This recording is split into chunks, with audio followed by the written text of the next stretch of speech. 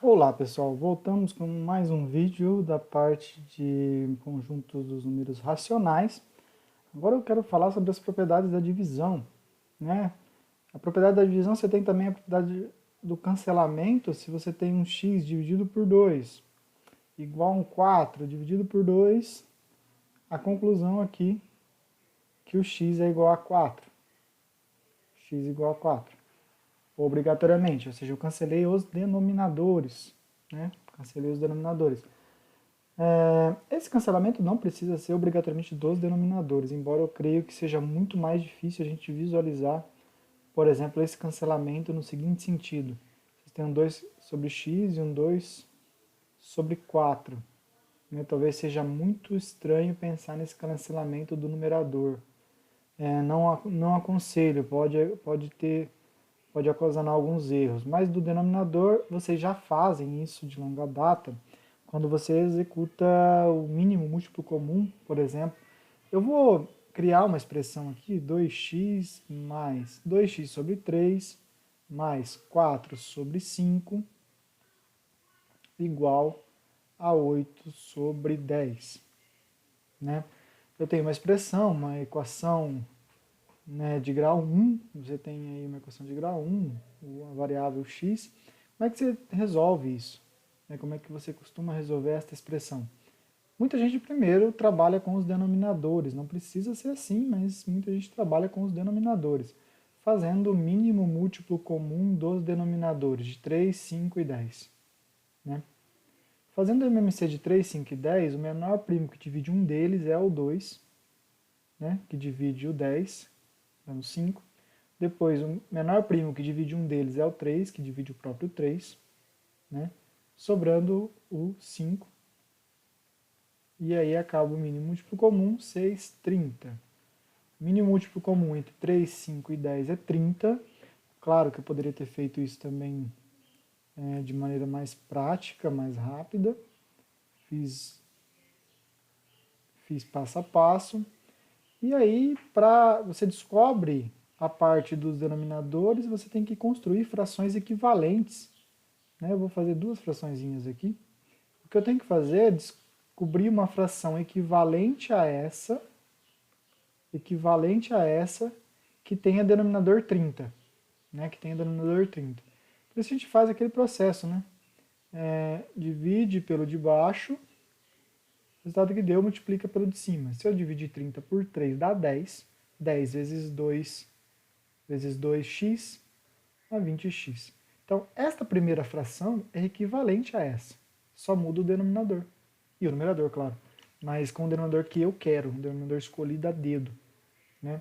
Já aqui, mesma coisa. Eu preciso de uma fração equivalente a essa que tenha denominador 30. Se você for um pouco rápido de conta, você vai perceber que 6 vezes 5 dá 30, então aqui eu multiplico por 6 também em cima.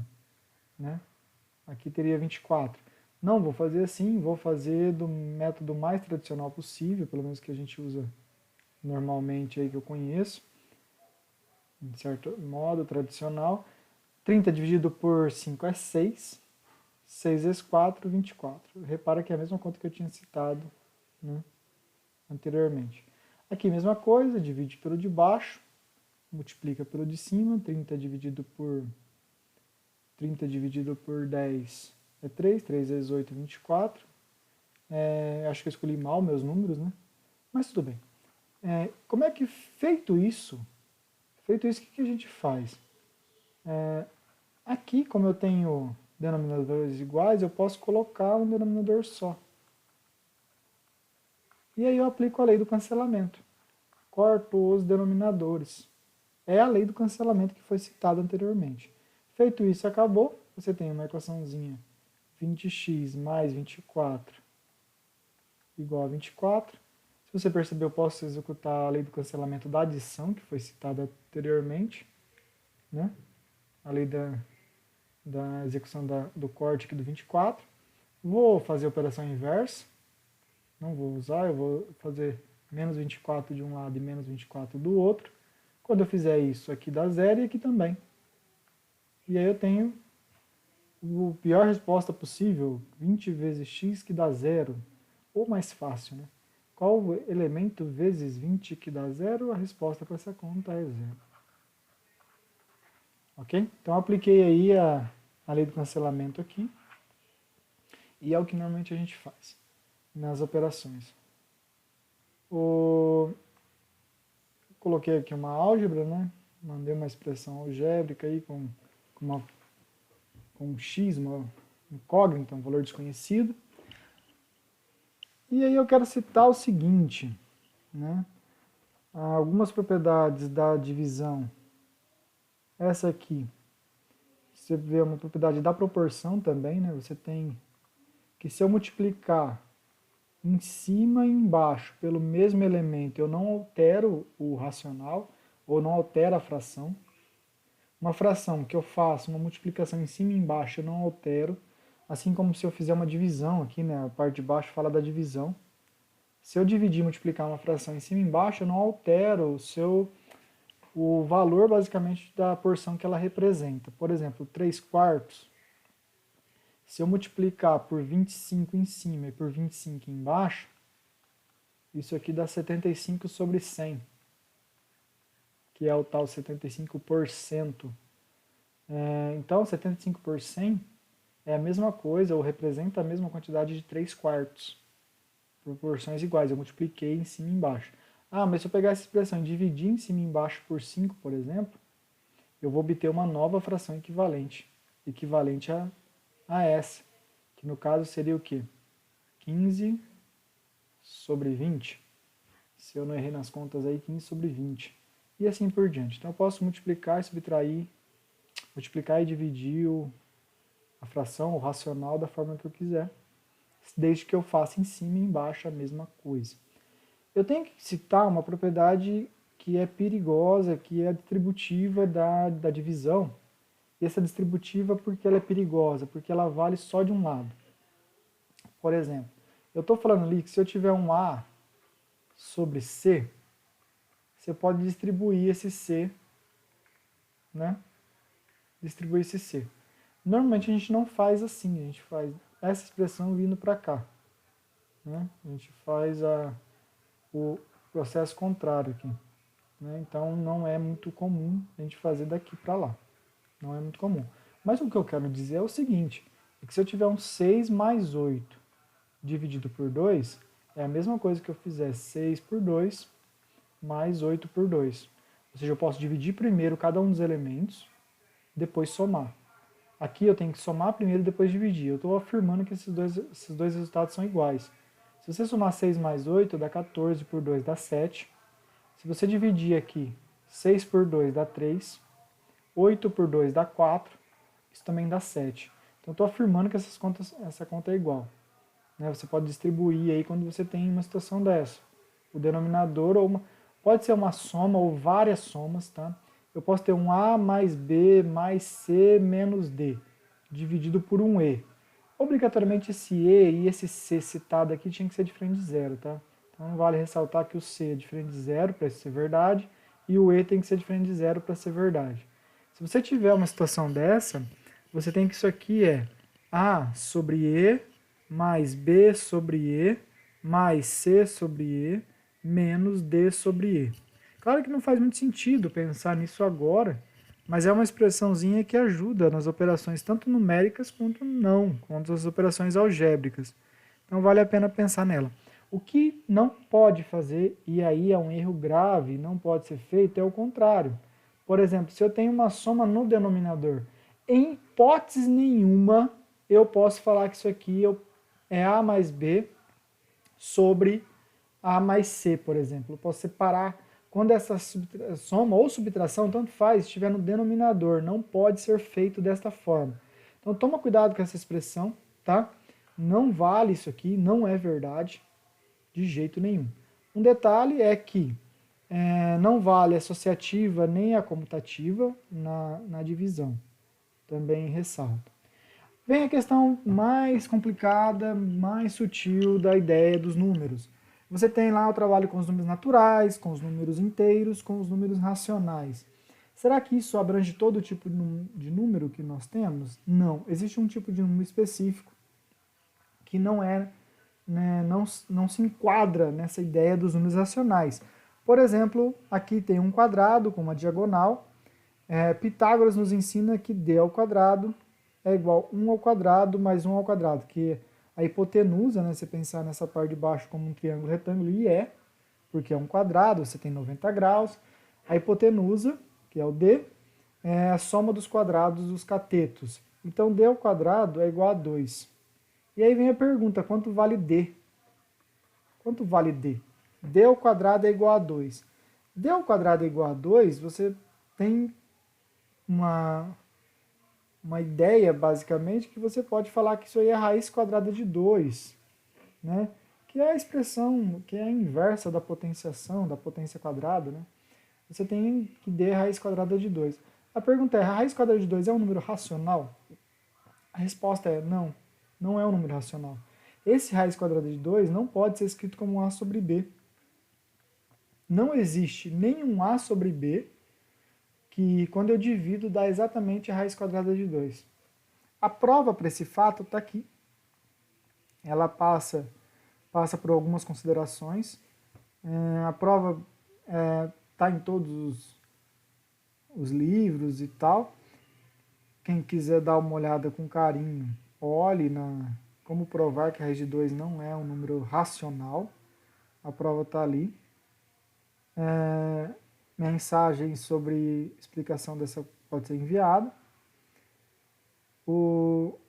Como calcular a raiz de 2? O raiz de 2, basicamente, como ele não é racional, ele não pode ser inteiro, ele não pode ser decimal finito, nem decimal infinito periódico. Porque se ele fosse qualquer uma dessas três coisas, ele seria racional. Como a afirmação diz que ele não é racional, uma das opções para calcular a raiz de 2 é por aproximações sucessivas, por falta e por excesso, né? Aqui foi feita a aproximação sucessiva por falta e excesso. Você tem lá que o 2 ele é maior que 1 ao quadrado e, por sua vez, é menor que 2 ao quadrado. Certo?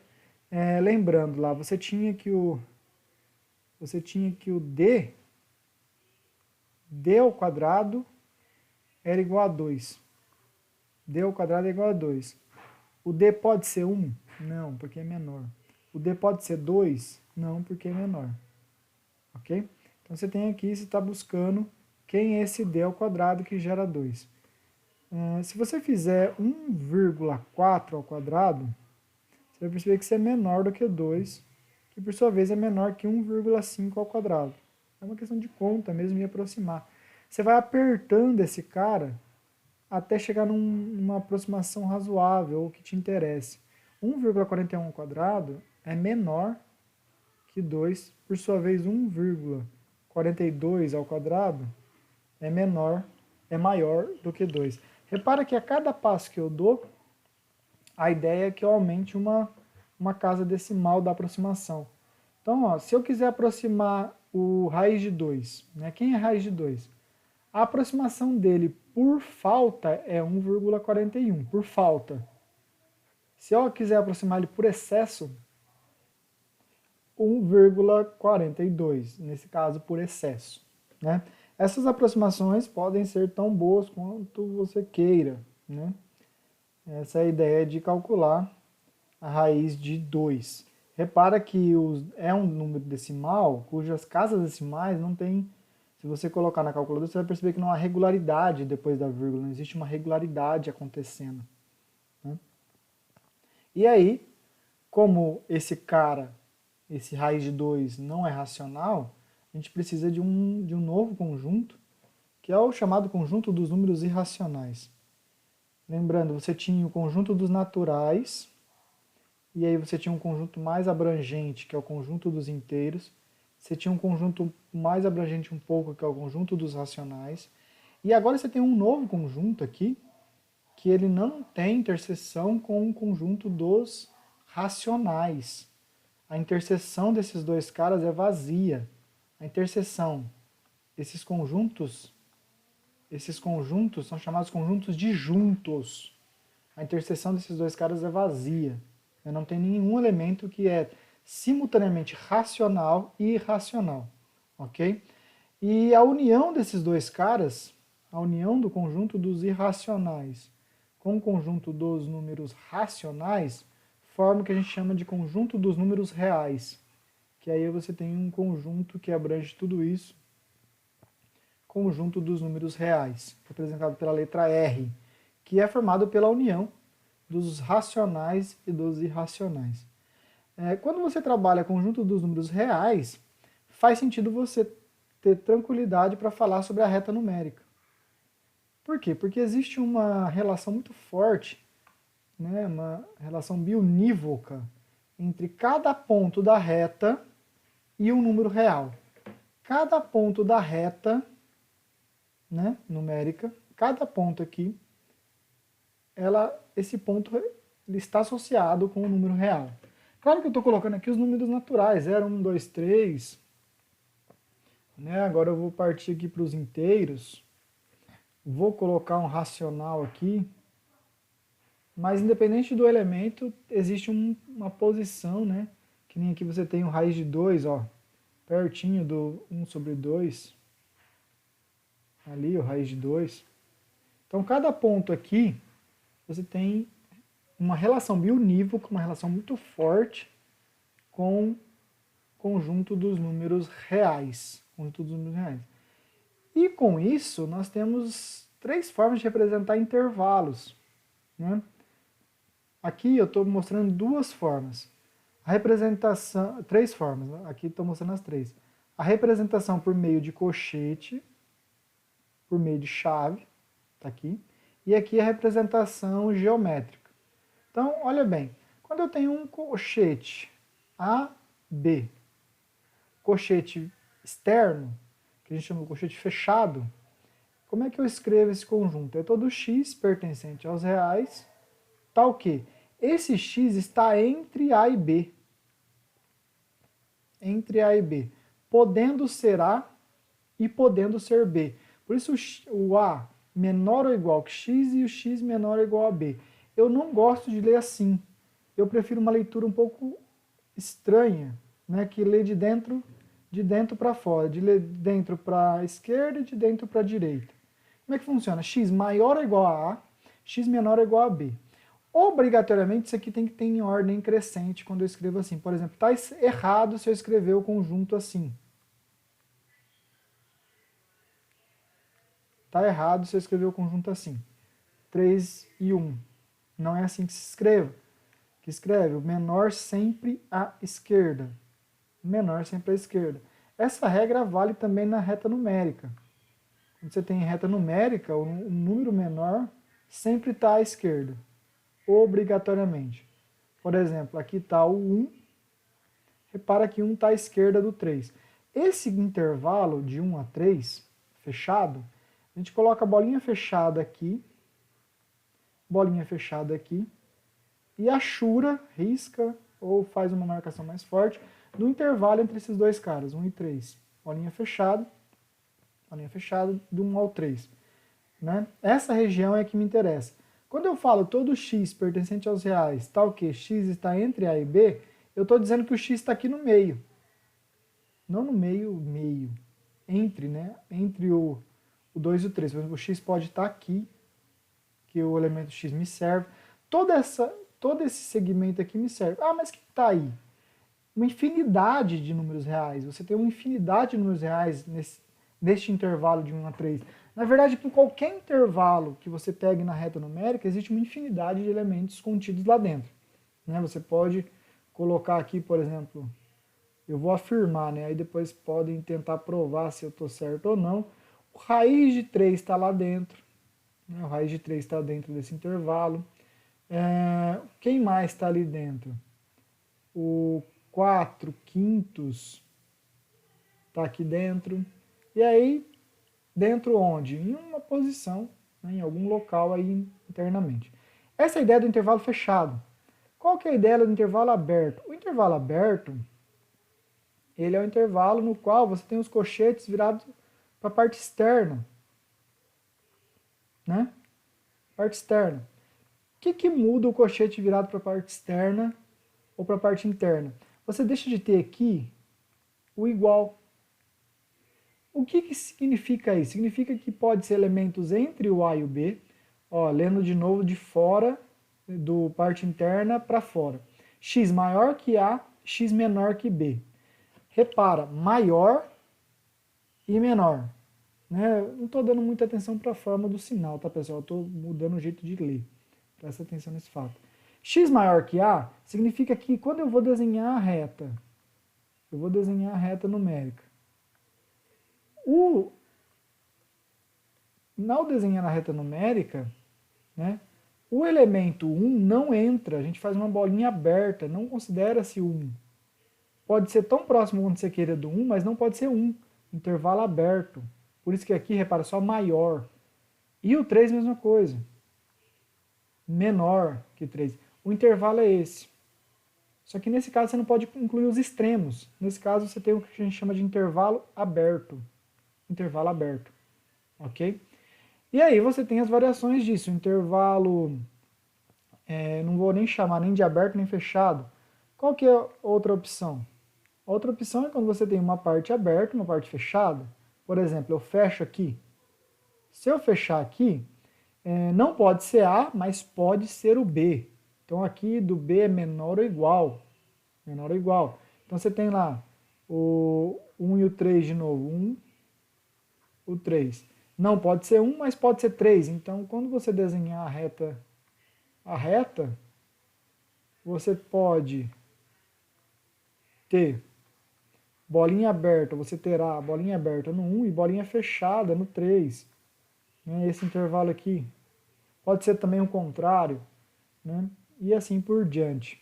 Essas 3 representações de regiões, de conjuntos numéricos, mas partes de um conjunto numérico, números reais, no caso. Esta representação, a reta é chamada de representação geométrica, né? Aqui representação por colchetes e aqui representação por chaves. E aí você tem também aqui o infinito, eu coloquei só um, mas existem outras chances, outras possibilidades. O que é o A até o mais infinito? Para que o infinito a gente sempre abre, né, o colchete, sempre. Seja mais ou menos, a gente sempre abre o colchete. Né? Porque como é infinito, ele não é atingido. É uma ideia matemática, o infinito, por ser infinito, ele não se atinge. Ah, quanto é o infinito? Eu vou até quanto para atingir o infinito? Né? Não é atingido, por isso você não fecha o colchete. Isso é todo x pertencente aos reais, tá o quê?